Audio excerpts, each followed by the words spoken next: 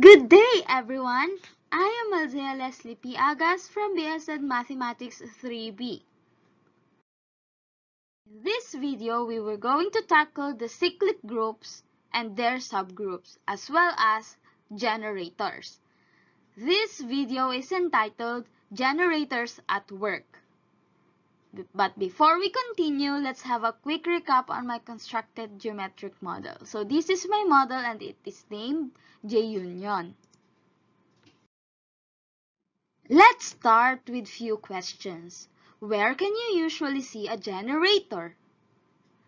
Maybe you've seen one during a power outage, a device that takes charge of the electricity to keep things running. It is useful, it starts something, it sustains power, drives output, and have a central role in keeping things work. What else?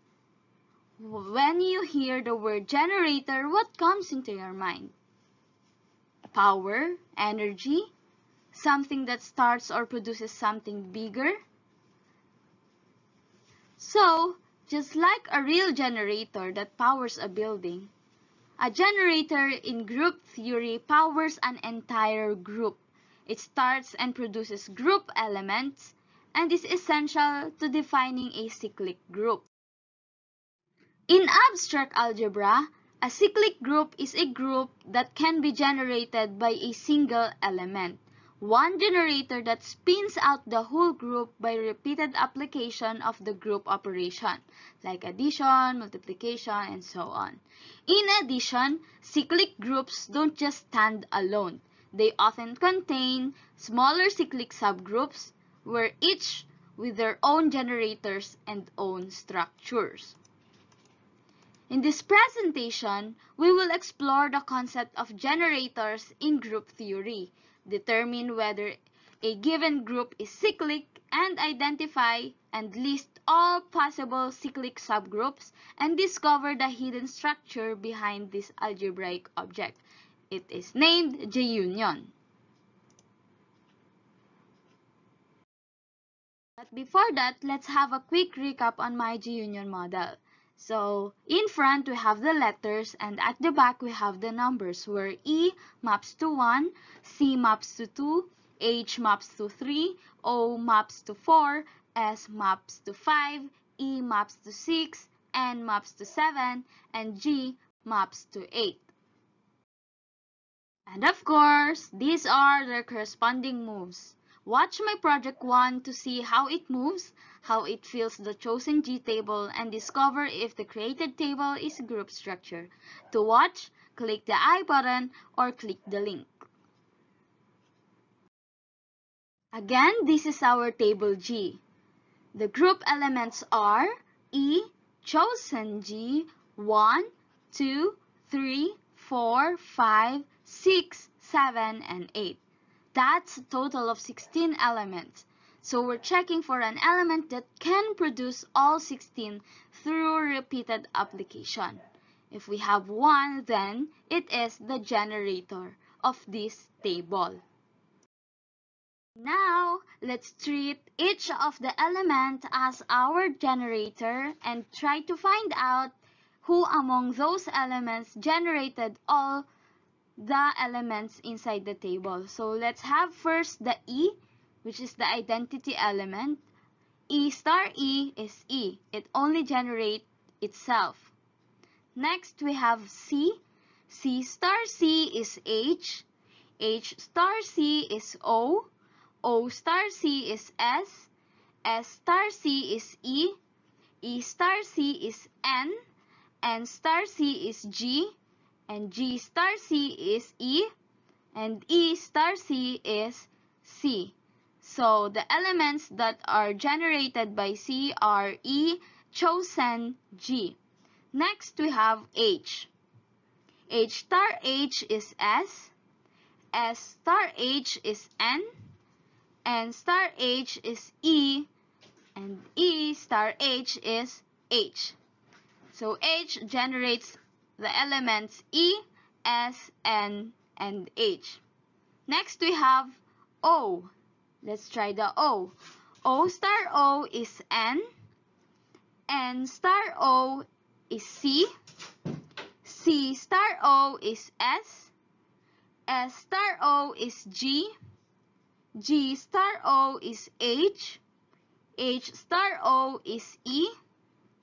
E star O is the identity element E. And identity element E star O is O. So, the element O generates E, C, H, O, S, E, and G, just like the C. Next, we have S. S star S is E. E star S is S. So, S only generate two elements. These are E and S. Next, we have E. E star E is H. H star E is G. G star E is S. S star E is C. C star E is N. N star E is O. O star E is identity element E. And identity element E star E is E. So the elements that are generated by E are E chosen G, just like the generator O and generator C. Next, we have N. N star N is S. S star N is H. H star N is identity element E. E star N is N. So the elements that are generated by N are E, S, and H, the same as the elements generated by H. Next, we have the G. So G star G is N. N star G is E. E star G is S. S star G is O. O star G is H. H star G is C. C star G is E. E star G is G. Next, we have the numerical symbol. 1 star 1 is E. E star 1 is 1. 2 star 2 is E. E star 2 is 2. 3 star 3 is E. E star 3 is 3. 4 star 4 is E. E star 4 is 4. 5 star 5 is E. E star 5 is 5. 6 star 6 is E. E star 6 is 6. 7 star 7 is E. E star 7 is 7. 8 star 8 is E. E star 8 is 8. So, this table do not have a generator because none of the elements can generate the whole group. They can generate only 1, 8 elements, 4 elements, 2 elements, but not all the 16 elements. Therefore, this table is not cyclic. To further prove that the table is not cyclic, let's investigate if the G-union table is isomorphic to modulo 16 or addition of modulo 16. Since in C sub n, the element 1 is always a generator, addition modulo n always forms a cyclic group with 1 as the generator. So in group theory, two groups are isomorphic if there exists a one-to-one correspondence between their elements that preserves the group operation. In simpler terms, isomorphic groups have identical structure, just with possibly different labels for the elements. So let's see if they are isomorphic to each other. So as we can see, the table G is not isomorphic to the addition of modulo 16. If we are going to map 0 to E, 1 to 8, 2 to 7, 3 to 6, 4 to 5, 5 to 4, 6 to 3, 7 to 2, 8 to 1, 9 to C, 10 to H, 11 to O, 12 to S, 13 to E, 14 to N, 15 to G. As we can observe, the model is not isomorphic, as it violates some of the mapping. For instance, we have 9 maps to C here. However, in the table, we have G resulting G here and 9 here, meaning they are not matched because it must be C since 9 maps to C.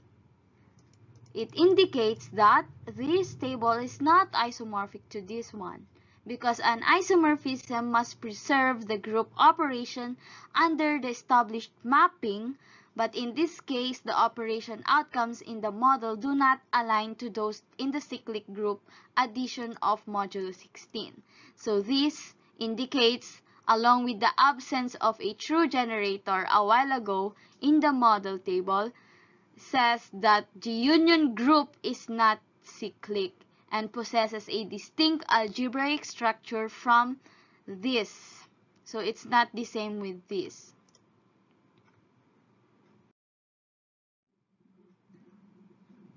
So after analyzing the group table of my model G union, it is evident that no single element is able to generate all other elements of the group under operation, meaning it's not cyclic. The columns corresponding to each element fail to list all group elements without repetition and often cycle through a limited subset of the group. Now let's investigate and observe our table. So as we can observe, every row from the alphabet group and number group seems to only shift a specific pattern. More importantly, the group seems to split into two parts, the alphabet and numeric.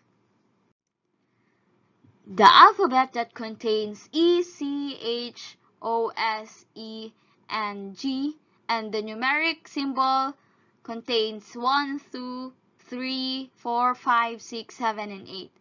These subsets appear to cycle within themselves. No single element jumps between both fully in a single row. What is the relationship between generators, cyclic elements, and subgroups in a group? The elements generated by elements that are not generators of the whole group form a subgroups of the group. So let's see. So as we can observe here, they only shift to their respective group. That means these elements are the subgroups of our table. Using now a generator, we could easily get the subgroups of our table. Although the G-union geometric model does not possess a generator that produces the entire group, it still offers meaningful insights into its subgroup structure. By testing each element to see if it could generate the whole group, we confirmed that the group itself is not cyclic. However, the repeated application of each tested element gives rise to distinct subgroups. So these are the subgroups of the table. We are now focusing on the subgroups formed by the repeatedly applying each element to see if these smaller groups follow a cyclic pattern. However, some of the subgroups from our previous presentation were not generated or were not explored using generators, like those highlighted in yellow. Later on, we will discover their connection to cyclic subgroups. So let's explore if the subgroups of our table are cyclic. So we have the first subgroup. It contains E, C, H, O, S, E, N, and G. So E generates E, C generates the whole group, H generates 4 elements which are S, N, E, and H. O generates the whole group, S generates 2 elements, which are E and S. E generates the whole group, N generates 4 elements, and lastly G generates the whole group.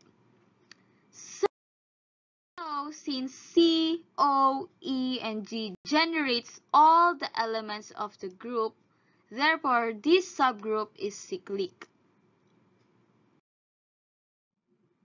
So we have a cyclic subgroup, and I will name it C sub 1. The generators of these cyclic subgroups are C, H, E, G. And of course, C sub 1 have its own subgroups. So it will contain order of 1 subgroup, order of 2 subgroup, order of 4 subgroup, and order of 8 subgroup. Let's see if the subgroups of C sub 1 is cyclic as well.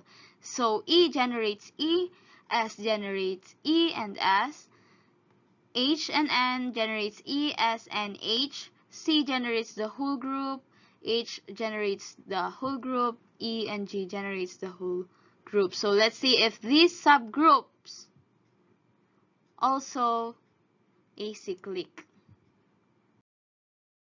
So the subgroup of these cyclic subgroups is also cyclic. So as we can see, S sub 3, S sub 2, and S sub 1 are also cyclic. And here are the cyclic subgroups of our table. We have C sub 1, C sub 2, C sub 3, and C sub 4.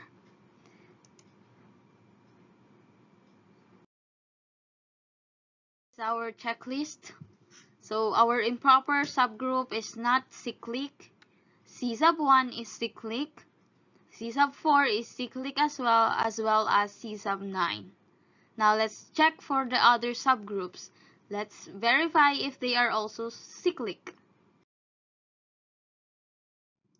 So let's check the order of elements 2. So as we can see, they are all cyclic. All the order of 2 elements are cyclic.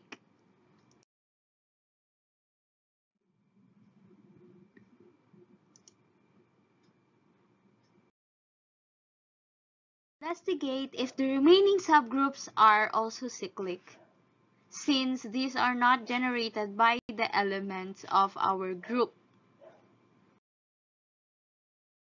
First, Z sub 2. Z sub 2 contains E, S, H, and 1, 3, 5, and 7.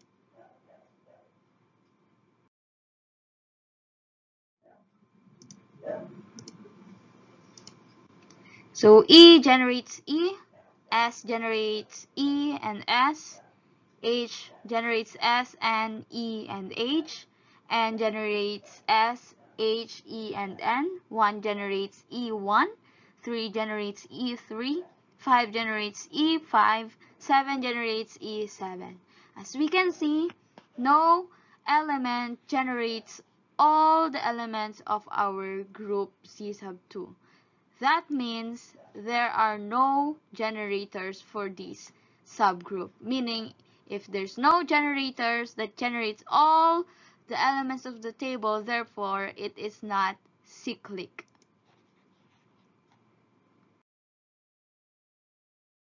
So Z sub 2 is not cyclic. Now let's try the other subgroup. Let's try to find out if Z sub 3, another subgroup, if it is cyclic group. So Z sub 3 contains E, S, H, N, and the even numbers 2, 4, 6, and 8.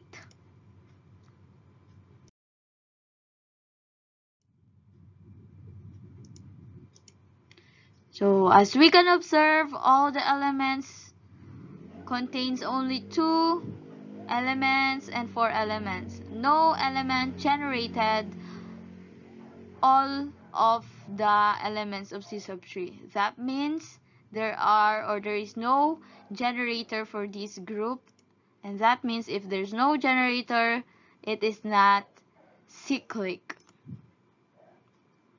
So Z sub 3 is not cyclic as well. Next. Now let's try Z sub 5, Z sub 6, Z sub 7, Z sub 8. So as we can observe, all of this table or subgroup is not cyclic because there is no generator. No element that generates all its elements. So it's not cyclic. Based on the subgroup analysis, the entire group Z is marked as X, indicating that the group is not cyclic. However, some proper subgroups such as Z sub 1 and Z sub 4 are cyclic, showing internal patterns and structure despite that the whole group or the full group is not being cyclic. Other proposed subgroups like Z sub 2, Z sub 3, Z sub 5 up to Z sub 8 receive X marks as they fail to satisfy the cyclic structure. Subgroup Z sub 9 up to Z sub 18, which is the trivial subgroup containing an element or identity element under the operation, are all cyclic. These are minimal cyclic subgroups, and the trivial subgroup 18 is cyclic by definition.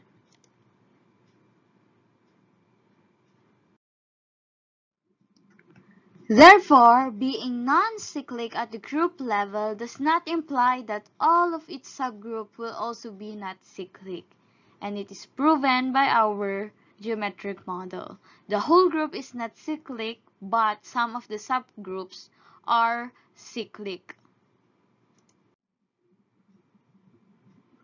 So let me present to you the lattice diagram. So this is the whole group. The following Z sub 1 and Z sub 2 are the group of 8 elements, order of 8 elements, followed by order of 4 elements, order of 2 elements, and of course the trivial subgroup.